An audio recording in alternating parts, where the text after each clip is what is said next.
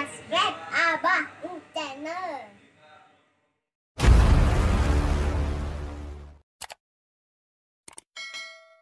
Warahmatullahi wabarakatuh.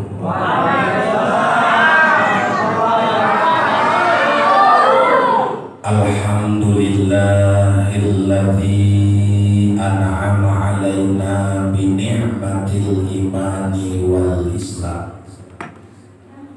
Asyhadu an la ilaha illallah wa asyhadu anna Muhammadar Rasulullah. Allahumma fasholli wa sallim wa barik ala sayyidina wa habibina wa syafi'ina wa maulana Muhammadin wa ala alihi wa ashabihi wa man tabi'ahu wa mawala. Qala Allahu ta'ala fi ayatihil karimah, a'udzu billahi minasy syaithanir rajim.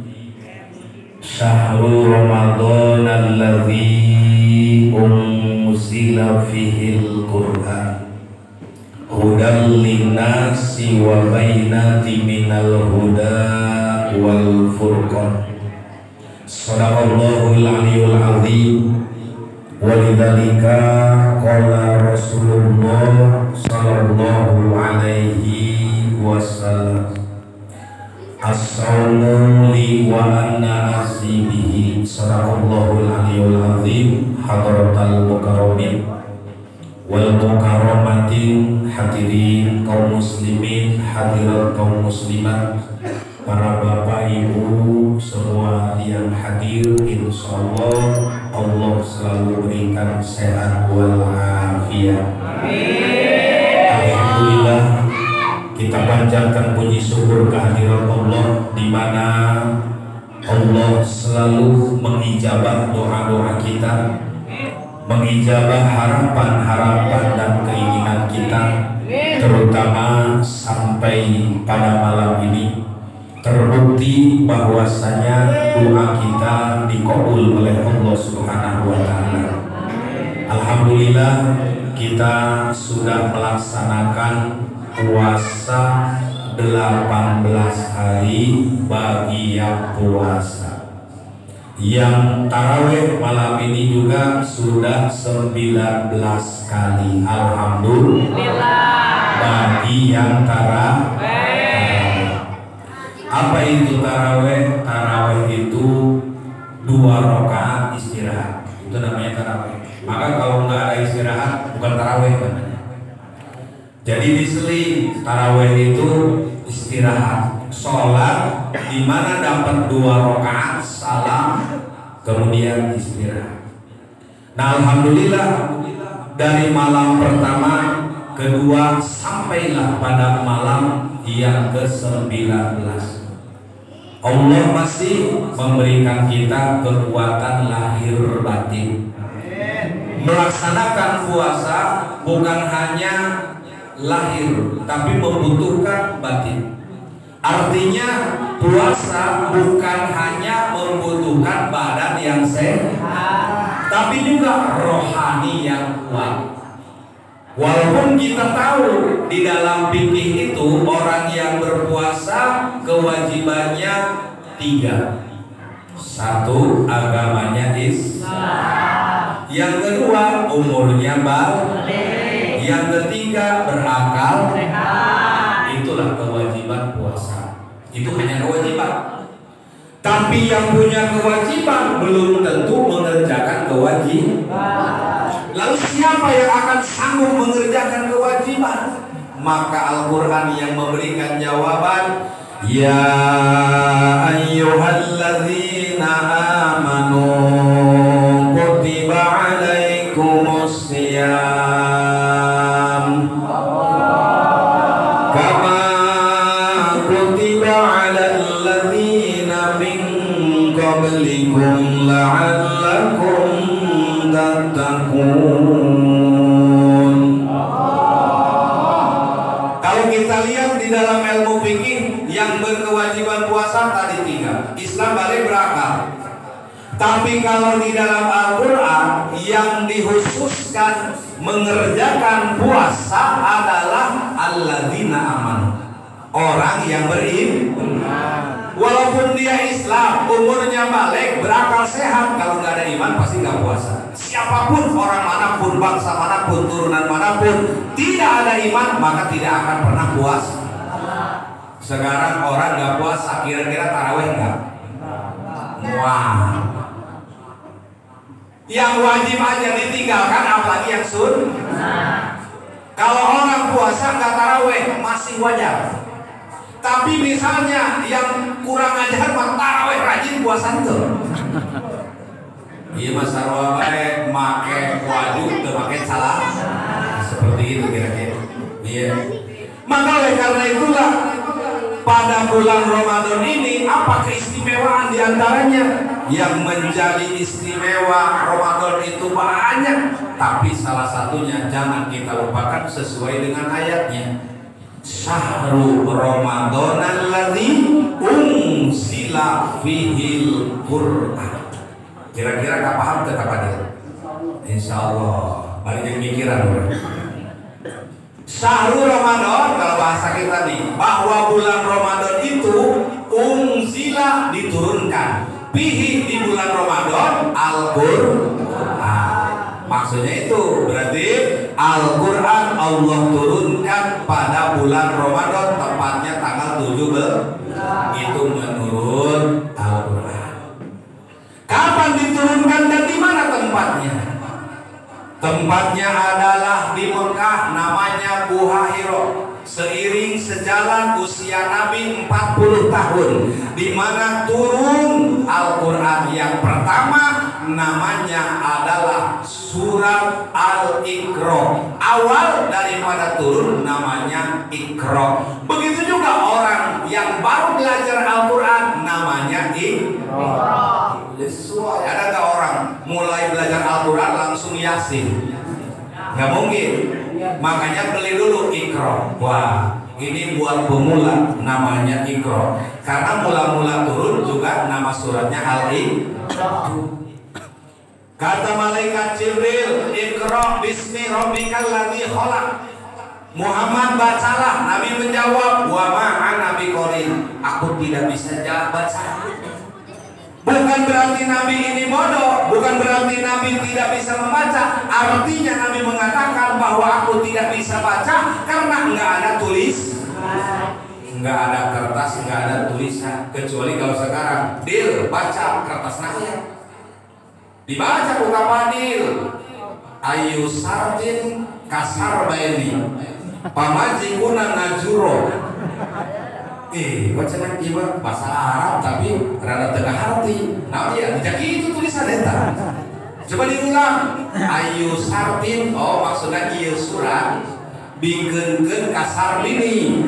Pamajikana ngajuru. Itu maksudnya mah. Lantaran gundul, jabar jeran. Atau sakabaca nama teu salah tenang padil membaca. Makanya malaikat suruh membaca kepada Nabi, Iqra itu bil amr. Bacalah. Wa ma'ana biqori, aku tidak bisa baca. Yang kita pahami, Nabi mengatakan tidak bisa baca lantaran tidak ada tulisan, tidak ada kertas. Makanya sesuai dengan wahyunya, la sautun wala harfun. Al-Quran turun tanpa suara, tanpa tulisan. Turun. Maka bagaimana ketika turun? Maka disitulah disebut wahyu pertama. Berarti Nabi menjadi Rasul di umur 43 tahun. Maka jumlah Al-Quran turun di muka bumi sepanjang 23 tahun. Makanya 23 tahun itulah perjuangan Nabi. Di Mekah 13 tahun, di Madinah 10 tahun. 13 tambah 10 23. 23 tambah umur 40 63 tahun. Maka selesai tugas Kanjeng Nabi, kemudian selesai dengan ayat terakhir. Artinya tugas Nabi dakwah sudah selesai, Islamnya sudah sempurna, agama sudah diridhoi, sudah dicukupi oleh Allah Subhanahu wa Ta'ala. Maka kita bahas ayat yang tadi dibaca, Syahrul Ramadan alladzi unzila fihil Qur'an. Bulan Ramadan di mana diturunkannya Al-Qur'an. Apa visi dan misinya Al-Qur'an? Yang pertama, Al-Qur'an diturunkan oleh Allah ke alam dunia melalui wahyunya Nabi adalah hudal linnas. Satu kalimat dulu supaya jangan ngaco. Bahwa Al-Quran turun ini bukan berarti seturun-turunnya, pasti ada maksud, ada visi dan misi. Apa visi dan misi? Yang pertama, hudal linnas. Al-Quran turun ke muka bumi akan menunjukkan kepada jalan manusia. Kalau tidak ada Al-Quran, mana tahu kita halal haram. Kalau tidak Al-Quran, mana tahu kita hak dan batil. Kalau tidak ada Al-Quran, mana tahu antara gelap dan terang. Makanya sekarang orang itu tahu, oh ini gak baik, oh ini buruk, oh ini larangan, oh ini perintahan. Itulah Al-Quran. Walaupun kita bukan belajar langsung dari Al-Quran, tapi belajarnya dari fikih, belajarnya dari tauhid, belajarnya dari guru-guru kita, dari para ulama. Maka yakin bahwa manusia sekarang mengerti, memahami, tahu baik dan buruk lantaran sudah mendapat petunjuk melalui sababiyah turunnya Al-Qur'an. Itu satu. Yang kedua, wa bainati minal huda wal furqan. Al-Quran di dalamnya visi dan misinya adalah memberikan penjelasan-penjelasan, baik penjelasan yang gaib tentang akhirat maupun penjelasan yang nyata, yaitu alam dunia. Alam dunia diceritakan oleh Allah, alam akhirat pun diceritakan. Makanya tinggal kita milih. Allah menawarkan, kamu mau dunia apa mau akhirat? Itu ditanya oleh Allah. Wa may yurid sawabad dunya nu'tihi minha. Siapa yang ingin dibayar di dunia, Allah akan berikan seluruhnya dunia. Tapi pala sawaba fil akhirat, orang yang hanya mengharapkan dunia, ubud dunia, walaupun di agamanya Islam, walaupun di dalam KTP-nya Islam, tapi semua usahanya hanya ingin dibayar dulu dunia, Allah berikan cash di dunia. Tapi ada tapinya, pala sawabalahu bil akhirah. Jangan berharap akan ada kehidupan kesenangan akhir. Kenapa? Karena udah lunas di alam dunia. Itu tawaran Allah yang pertama. Yang kedua, wa may yurid sawabal akhirati nu'tihi minha. Dan barang siapa yang ingin dibayar di akhirat, diberikan balasan akhirat, nu'tihi minha, kami juga akan memberi kepadanya balasan akhir. Akhirnya diringkas di dalam Al-Quran, Rabbana atina fid dunya hasanah wa fil akhirati hasanah wa qina adzab. Akhirnya kita memilih dua-duanya. Ya Allah, jadikan kami dalam kebaikan di dunia, jadikan kami kebaikan juga di akhirat. Artinya di dunia selamat, di akhirat selamat. Alhamdulillah. Ini semua adalah petunjuk Al-Qur'an. Wa bainati minal huda wal furqan. Yang ketiga adalah furqan. Apa itu furqan? Diartikan pembeda atau membedakan antara hak dengan yang batil. Mana yang hak? Tarawih. Tarawih adalah hak. Mana yang batil? Yang meninggalkan sebab tarawih. Misalnya nih, cek Padil malam ke-18 kayak mual tarawih, nah sebabna kayak bola. Kira-kira lamun tarawih benturan jeung bola, mana nu menang dia? Itu pasti bola lah. Itu tarawih macam alasan lah, tarawih sorangan bagi bisa ya air mantu. Pasti pasti kalah. Kalau tontonan dan tuntunan beradu, pasti kalah tuntun. Yakin, berani dipotong kuping saya. Jangan taraweh yang sifatnya sunnah, ngaji beda fardu ain. Ngaji hukumnya fardu ain. Ada pengajian, ada bola, mana yang menambil? Bola debai. Tuh, ulah-ulah cek ceremet. Orang-orang biasa ngomong pangkat ustad, dokter Andes, elek ulama. Atau berarti kan cek bodoh. Onaman kami tuwala kawalan hejo ustad dan bagi elek bola. Tuh, pancerminan eta. Iya, artinya apa? Artinya tipis untuk mengalahkan akhirat. Kenapa? Karena akhirat diraba-raba, belum jelas, belum kelihatan enaknya nikmatnya. Ai dunia mah geus hakul yakin karasa kulit tahura. Mun ngomongkeun lezat udah bisa dirasakan lezatnya. Apalagi bulan puasa yang enggak enak jadi enak, yang enggak lezat jadi lezat, yang enggak suka bulan Ramadan mah. Makanya kenapa orang diadakan ngabuburit atau kabita?